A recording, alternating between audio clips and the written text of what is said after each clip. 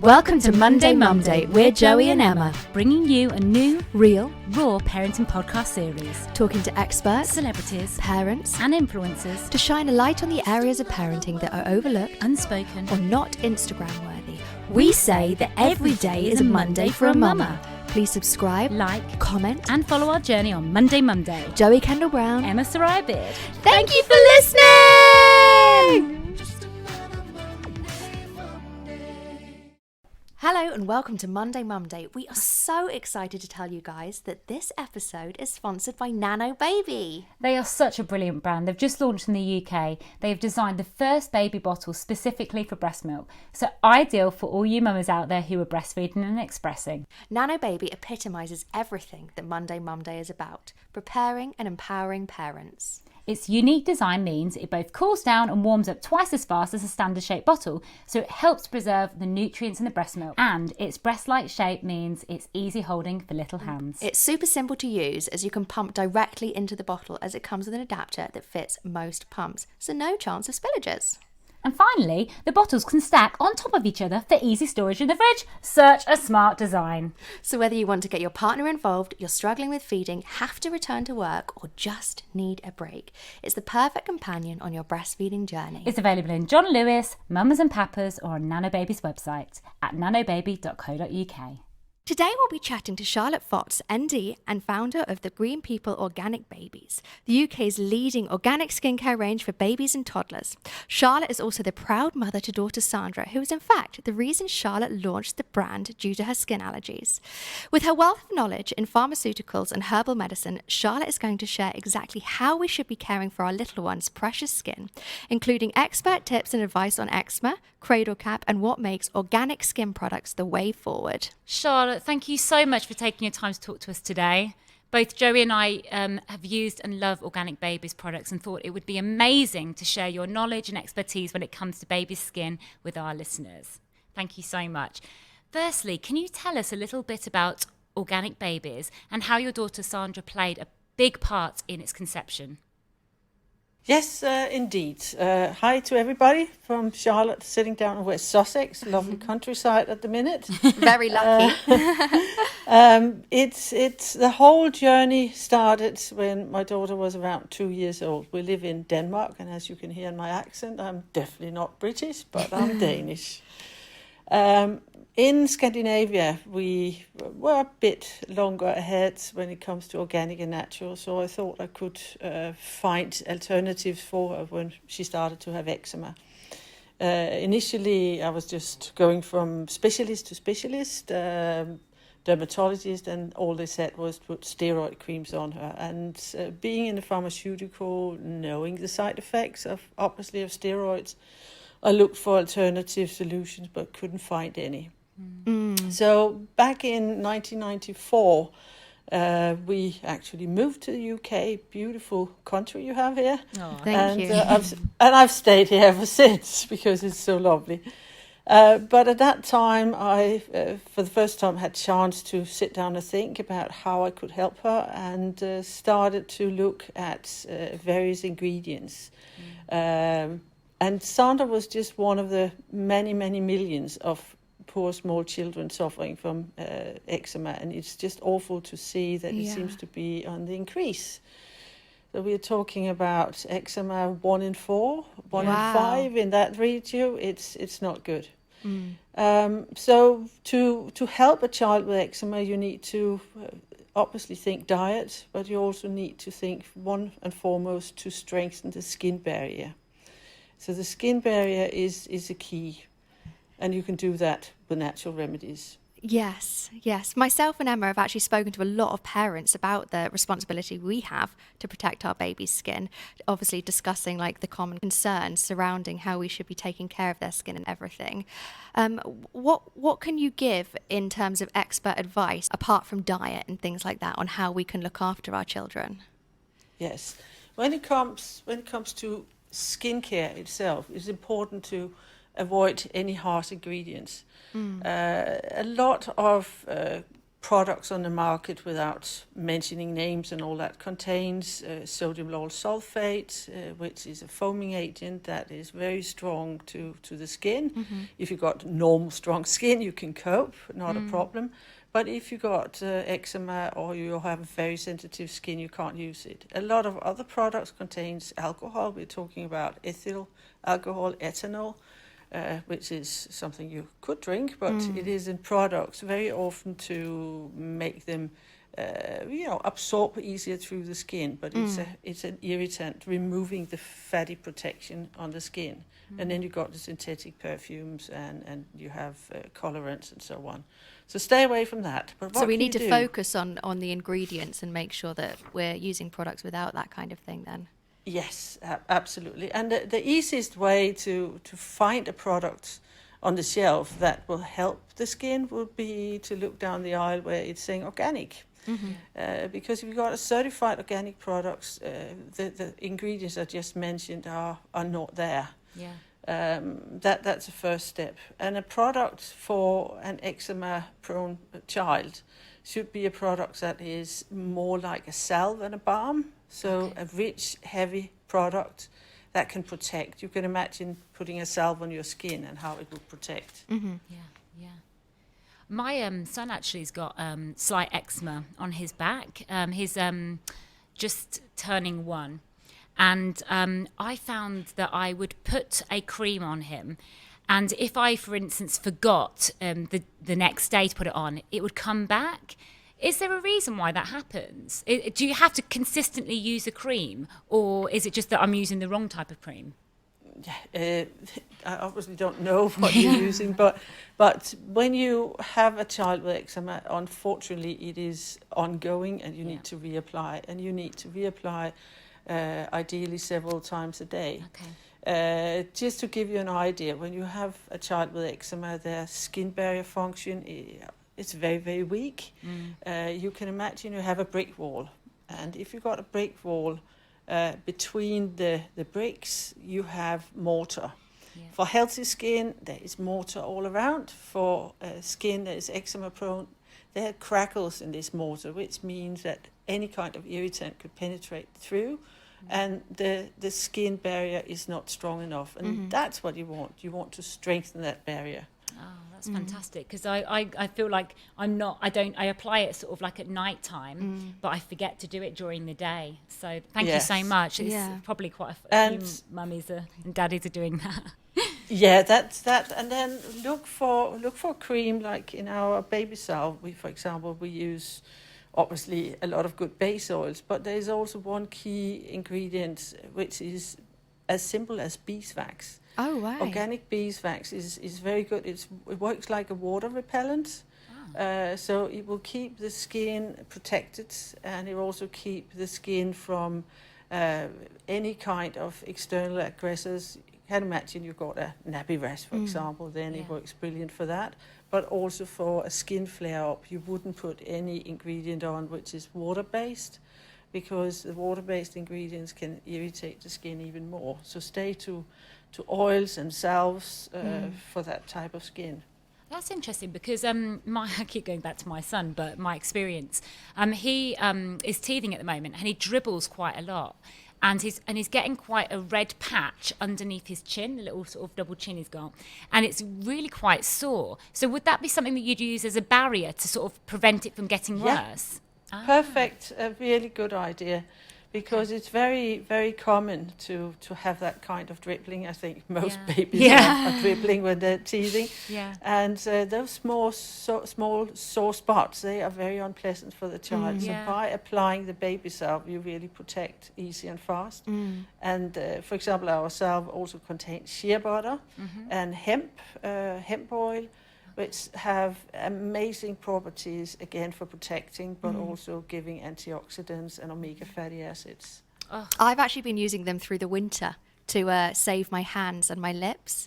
So I Okay. found they're really good for that as well. I've been stealing all Yes. Knox's products. You do that as a parent, though, don't you? You tend to sort of like, I'm using the baby's stuff because I feel like if I'm putting that on my baby and it's really, really good for my baby, then it's going to be good for me. So I've ended up Exactly. using all the baby stuff on the Exactly. aisles. Exactly. Double use. And that's where very often where we start our journey with Yeah. organic and natural, because you don't really want to put anything with nasty ingredients on your Yeah. baby. Yeah. And what we forget to realize is that 60%, up to 60% of what you apply on your skin goes straight into the bloodstream, Wow. and it builds up in your fatty tissue and in all your organs. Whereas when you eat something that has potentially has chemicals, at least if you've got a well-functioning liver and some good kidneys, then you can get rid of all the toxins. Gosh, I didn't know that. It's quite scary actually to think about just what you apply Yeah, to your skin it has such an effect on your body. And It especially has. on like a small baby, you know, Yeah. it's Ab- growing, abso- it's, you know, yeah, they're the most awful, important just- stages. Yeah, just the thought of it, and because their organs are not completely fully matured, it will be also more difficult for a baby to get rid of it all. Yeah, gosh. So talking about the early sort of stages of parenthood, a lot of babies suffer from cradle cap. How can we kind of treat that? Yeah, just looking at the stats, around 10% of babies have cradle cap, and it peaks by the age of 3 months.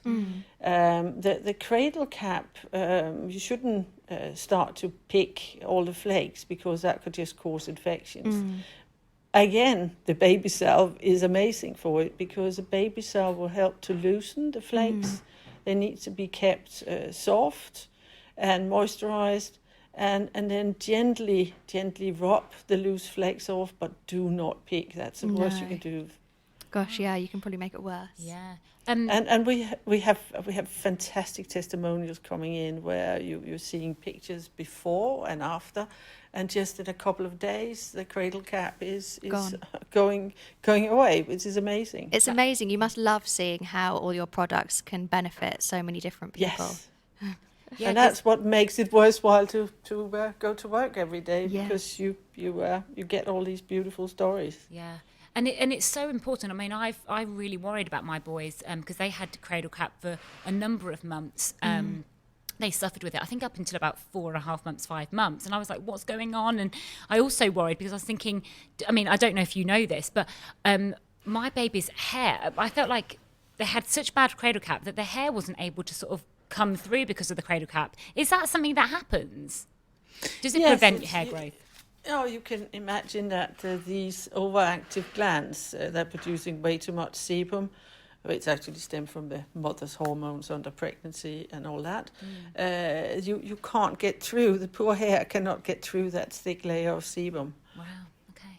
So it was that then. I actually think Knox Yes. has a little bit now, even though he's almost 2, because I really struggle to get the soap out of his hair because I'm frightened of getting the soap in his eyes. So I think there's like a Oh. little build-up of dry skin on his head. Should I Yes. apply balm even though he's got long Yeah, hair? I would definitely apply balm. Okay, Definitely use that. amazing.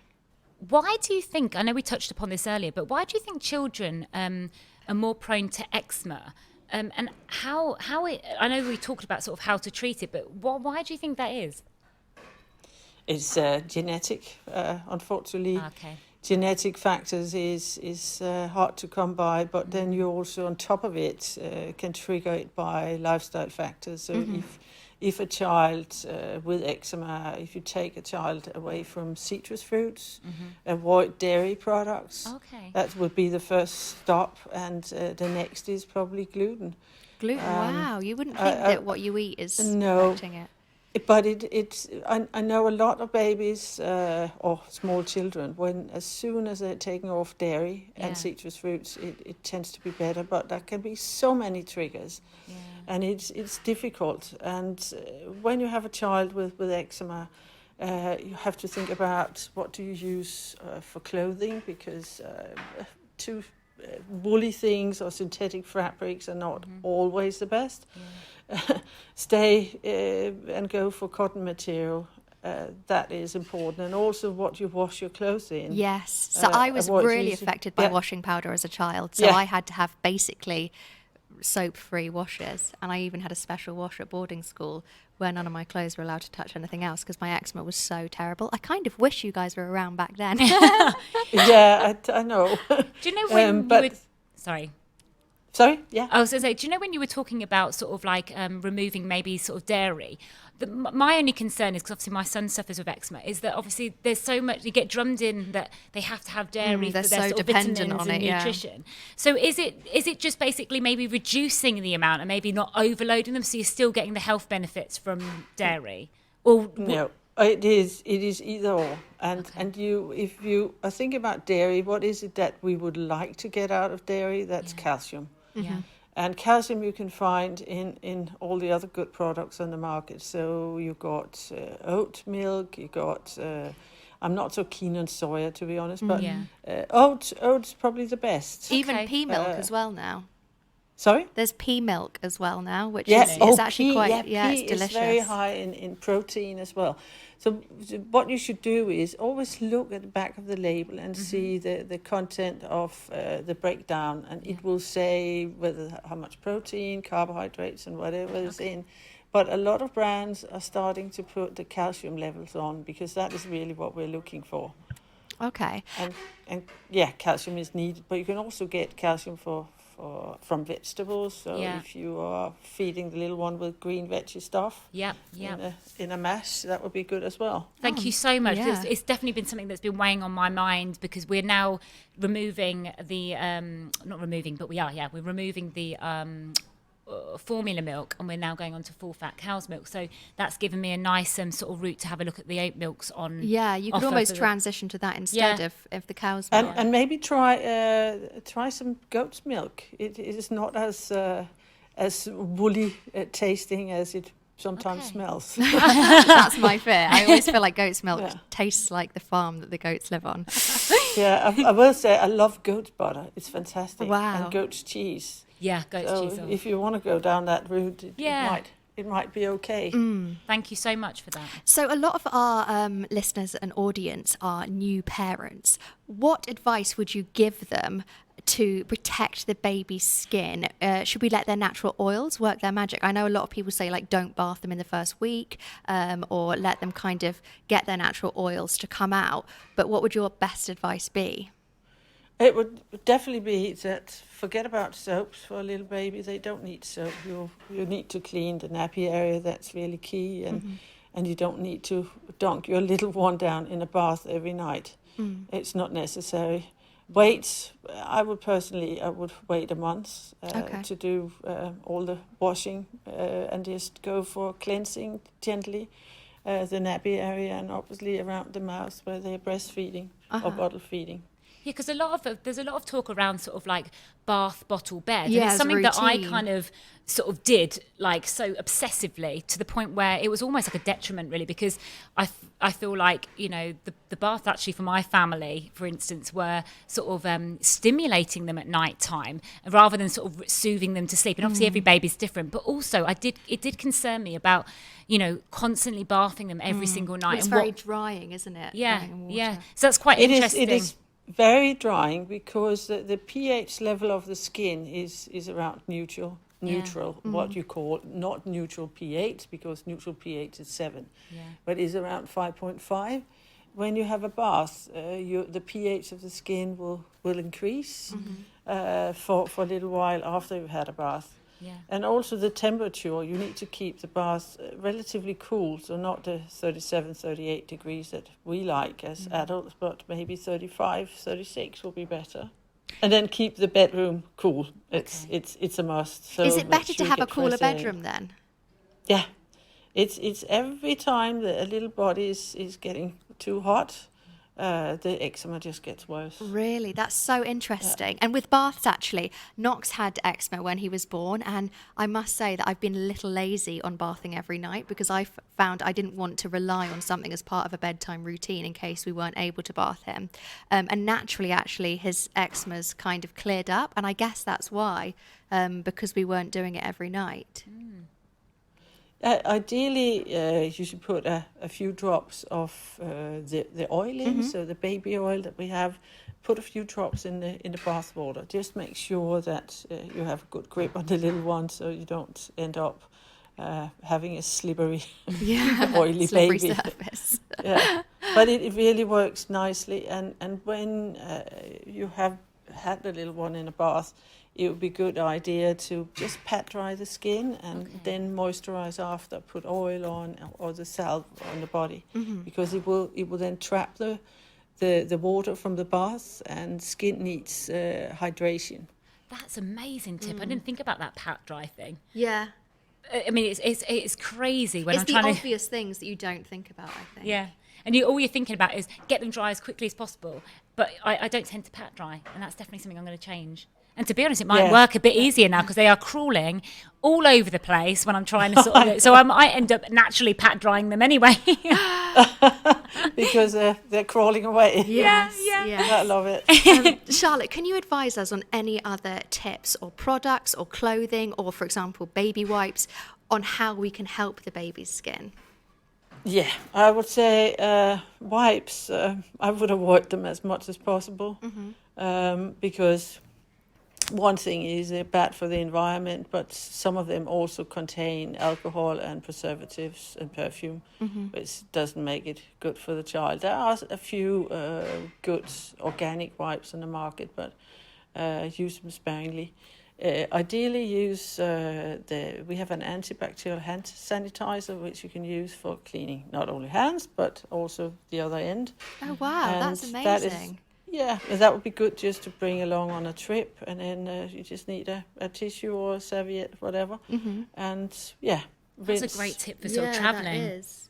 Because I'm taking the boys on holiday to America next year, and I am worried about the whole how do we clean while we're on a sort of a 12-hour flight. So that's a really useful travel tip as well. Yeah, it's just mentioning it, it's a good thing to travel with. It's amazing. You can keep it in your handbag, and that will more or less take you wherever you go. Nappy bag essential with multiple uses. Yeah, that's what we like to hear. Lower the load. and just again regarding the clothing, go for cotton or silk. You can get underwear.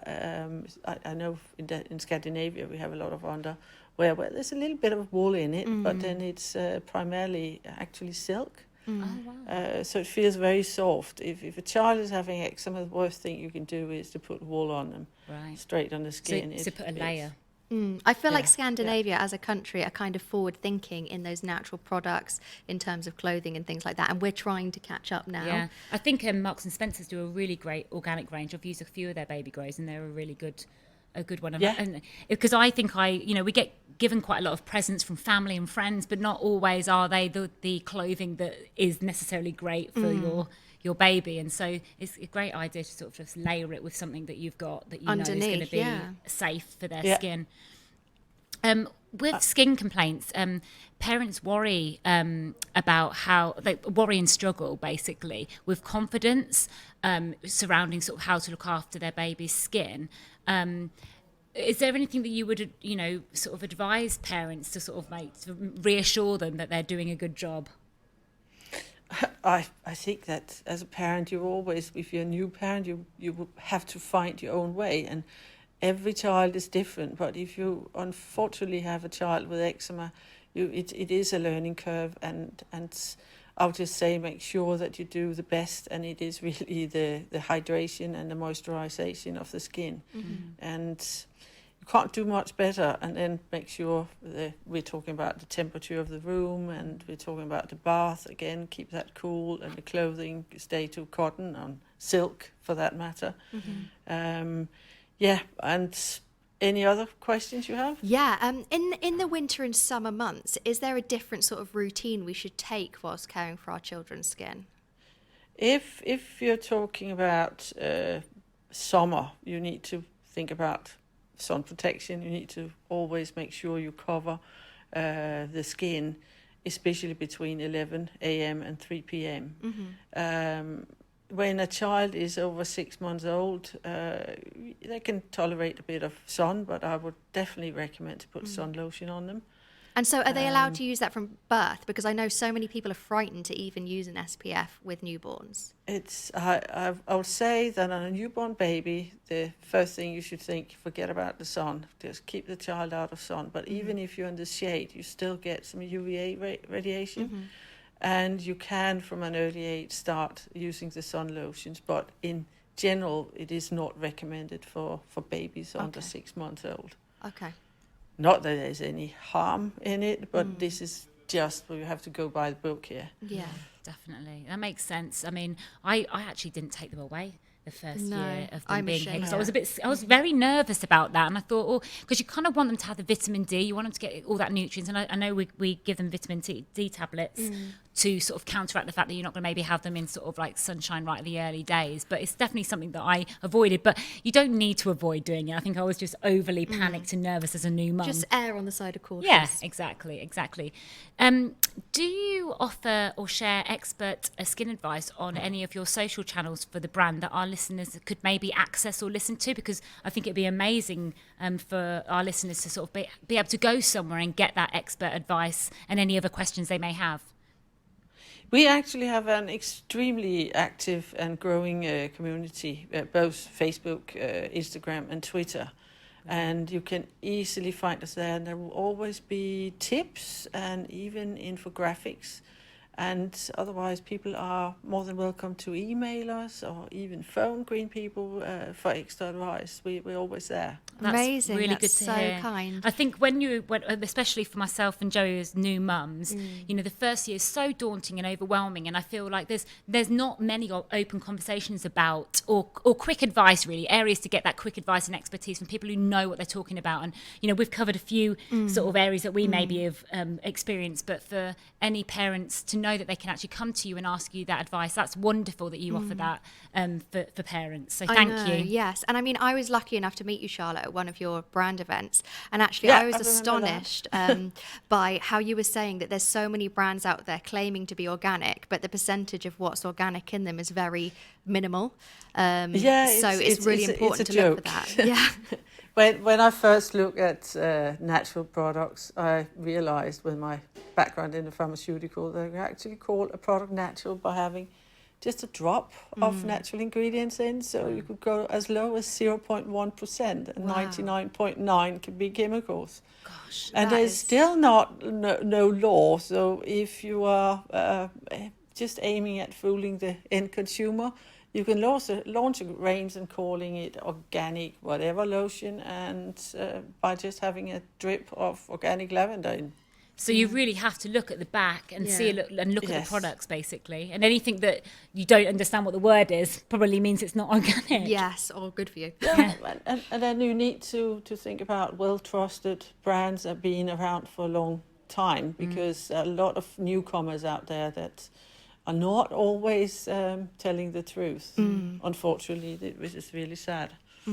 And just quickly going back on the channels where people can get the advice from, can you just remind us again where your handle, so that anybody listening can go straight to you? Yeah, Green People obviously have their own website, which is greenpeople.co.uk, and you can find all the Facebook, the Instagram and Twitter just by tapping in Green People. And we'll share all of that below as well. Finally, Yeah, Charlotte, great. if there was one piece of advice you wish you'd been told before having children, what would it have been? Know exactly what it would be. It would be that I would have detoxed my body before even dreaming of being pregnant. So that's one of the things, because unfortunately we live in such a toxic world, and all the man-made chemicals and heavy metals around us, they are found in everything we eat, we inhale, we breathe, drinking water, personal care products. And if you look into clinical trials and studies, you can actually see that in cord blood of newborn babies, more than 200 different chemical ingredients can be found. Wow. And where do they come from? They come from the mother, because... And it's really sad. There's not much you can do about it if you already got a child, because you can't just start detoxifying the kid. But it would have helped had we all known, Yeah. and ideally it should be 6 months prior to conception. Okay. Wow, that's good to yeah. know that it was that 6-month marker, because I remember taking my folic acid, I remember taking my multivitamins, and I did take off the them. caffeine. Yeah, lay off the caffeine. I did all these things when I decided to start that journey into parenthood. But we fell pregnant fairly quickly, and so. It's good. It's a good thought to maybe just change your lifestyle now, even if you're not looking to have children straight away. Absolutely, just start absolutely. now. Start with a healthy diet with lots of colourful fruits and vegetables, and obviously clean, good quality proteins. Yes. And if you are a meat or fish eater, then fish oils or fish full of fish oils are great. And if you are not eating fish or meat for that matter, you will need to find some plant sources which are readily available. For example, hemp oil is a good alternative, or flax oil if you want to have omega-3. Actually, whilst I was breastfeeding, I had a lot of flaxseed oil in smoothies and stuff. So. Yeah, it's perfect. So, Yeah. and that's an interesting thing when you're saying smoothies, because I must say that it took me a few years to understand why should I actually put oil in either juice or a smoothie. But without a little bit of oil, you can't absorb the nutrients very well from your fruits and veg. So when you, for example, do a juice, sometimes I go on a juice fast, and then I do a lot of juicing, fruits, vegetables, and whatever. But always make sure you put a little bit of oil in. So it could be either flax oil, it could be a vegetable oil, or it could be a fish oil if you like. And should we be giving the oil to our children when they're weaned and stuff like that? Can we help their skin from the inside out, essentially? You would definitely help them. As a child, I was fed cod liver oil every morning. It has had a terrible taste, but you get to learn to live with it. But if you are not interested in anything that comes from fish source, then you can use a little bit of flax oil. Amazing. That would be good as well. I'm going to do that in their juices. Yeah, exactly. And then put as well it as their on the vitamins. yeah, exactly, and it's easily disguised in porridge or whatever you're making of food. I'm a pro at disguising things and sauces. every mum and dad are, aren't they? I think so. We're getting good at it. Yes. It's been an absolute pleasure. Thank you so much for your expert advice and, being a mum yourself and, creating this amazing brand Yes, and helping thank so you. many parents and adults out there. It's been an absolute privilege. And we'll link everything below for everyone to come through to your channels as well and see more about the brand. Thank you very much. It was lovely talking to you, and hope your little ones out there are not suffering too badly from eczema, and sending lots of love down here from West Sussex. Amazing. Thank you so much, Charlotte. much. Take care. Thanks for joining us on this episode of Monday Mumday. We recorded at the beautiful Allbright in London. You can find all details about this inspiring members club for women in business at Allbright. As you know, every week myself and Joey talk about a product we are loving at the moment. For me, it's the Milk Barn clothing brand. It's an American brand. You can check them out on Milk Barn Kids. Now, my in-laws buy some most beautiful clothing from this brand, and we get a little parcel every now and again, and it's like Christmas. So for anybody that doesn't know this brand, it's just so beautiful. They theme it around sort of animals. So all the prints are kind of themed around animals. Well, the ones I've been given anyway. And they're just so beautiful, and they're so soft, the bibs. I've been using these bibs from day dot, and I still use them now. They just are fantastic. They really wash well. They're very soft on our baby's skin, and they just look really cool and stylish. So, Joey, that is definitely a must for this week. What about you? I can vouch for that. The boys look very, very cute in their clothes. So for me this week, it's not actually a product, it's a thing. So after I gave birth to Knox, I actually paid for a private room to stay in the hospital for one night. And I found that just having that extra time allowed me to bond with him.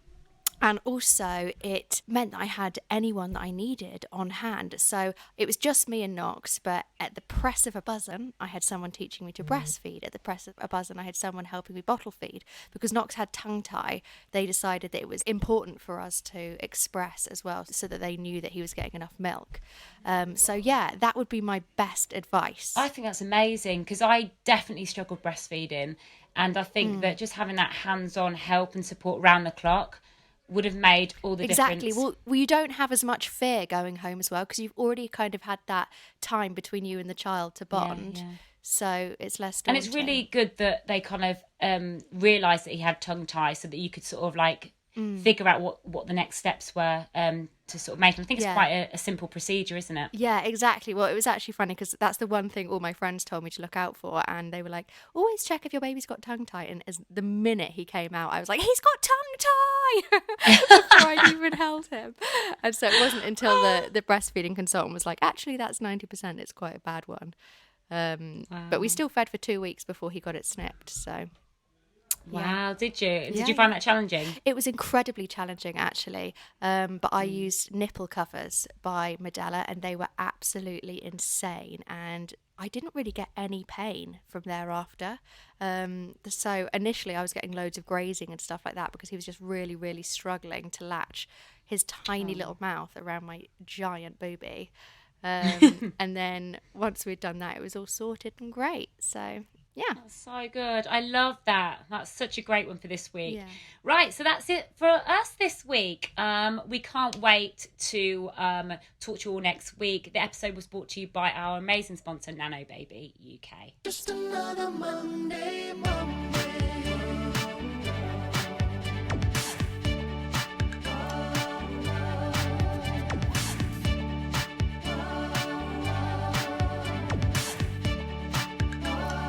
Just another Monday, Monday. So Emma, before we go, can you give me 3 reasons why you love our sponsor Nano Baby so much? This is really easy to answer. Okay, 1, as I said earlier, they're great for stacking in the fridge. 2, you can pump them directly into your bottle using their adapter, so no risk of spilling. Woohoo! Yeah, and you preserve the nutrients in the breast milk as it cools down and heats up twice as fast. Oh my gosh, yes. Honestly, though, I really wish that this brand was around when I was breastfeeding the twins. I had so much anxiety around this. I used to hate when Danny would leave and I'd have to do it all on my own. And this would have just taken all of that stress out. And I love the fact that it's shaped like a breast for easy holding for little hands. Yeah. The twins are currently making me do all the hard work. And so I'm hoping now they'll be able to grip onto that bottle and just toddle around drinking the milk, and I can just sit and have a cup of tea. So whether you want to get your partner involved, you're going back to work, or you just need a break like Emma, Yeah, I need a break. it's the perfect companion for your breastfeeding journey. Available in John Lewis, Mamas and Papas, and Nano Baby online. www.nanobaby.co.uk. Thanks for listening.